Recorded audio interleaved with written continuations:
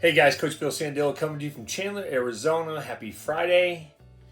For the next 10 minutes, I'll be your personal hitting coach, and I'm getting a lot of questions this week on proper handset. So let me go and explain what proper handset is as it relates to the hand pivot point, which is obviously two different things. So what I'm going to do is I'm going to show you a video of what handset is and how it relates to getting on plane early. And then I'll come back and we'll explain more. Okay, so watch this video and we'll come back and explain. Okay guys, in this video we're going to talk about proper handset. So what is proper handset? So if you look at this player right here, his hands, he sets his hands up high to start. Okay, what I did was I drew a circle and then I drew a swing plane. Okay, that's the yellow line and the green circle. Okay, so what a proper handset is that you're going to set your hands. Once you set your hands right before foot down, that green circle is going to circle your hands, and then that swing plane, once you set your hands in what we call a hand set, then you're going to rotate your hands. Then it becomes that hand pivot point is going to take over. Okay, so let's go ahead and roll through. Right, almost that foot down. See how his hands are going to go into that circle. Now, from here, all he's going to do is rotate those hands back, and he's going to get on that swing plane wherever his connection point is. So if we roll through, let's go ahead and watch this. Boom, right there. See what I'm talking about? So we're right on that swing plane. So what we're trying to do is put an imaginary swing plane up here and to see how close he is to getting on plane when he launches the barrel. And that green circle is right there, is where his hands are going to set. And you should line your barrel up on plane because it makes you that much quicker when you launch. But let's go ahead. It's not an exact science, but it works really well to cut down on time to connection. So let's go ahead and look at another one. Good shot. And here, we'll reset. We'll keep those lines up. Okay? Here he goes. Barrel hand set right there. Barrel's in the zone. Boom. Stayed right on plane. So you see what I'm talking about, guys? Let's go to one more. I'd go 3 swings in a row. I'm going to keep those lines up there.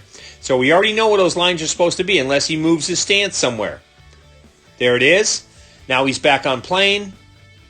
Rotate. He's going to let it go. Good. Get to the next pitch. Rotate. Handset. Right there. Bat on plane. Boom.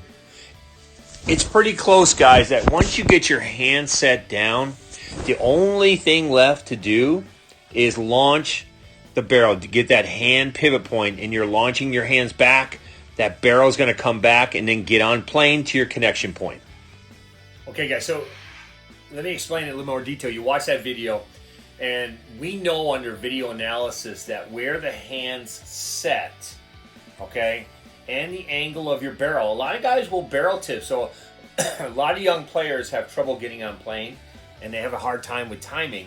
It's because if they set their hands here and then all of a sudden they barrel tip and then they launch the barrel, your barrel has to, in a sense, get on 2 planes. So if this was straight up and your swing plane was here, you have to work to get on plane.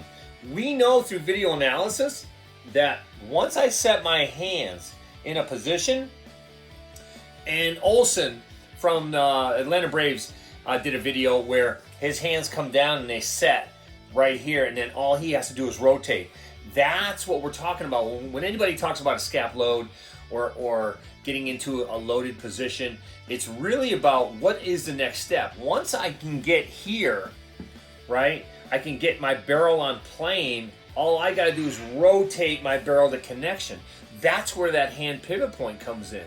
So in that video, you saw exactly, that was a pro hitter, and he's hitting 97 miles an hour. So how can you hit 97 miles an hour when you have to barrel tip, then get on plane, then rotate? Well, you can't.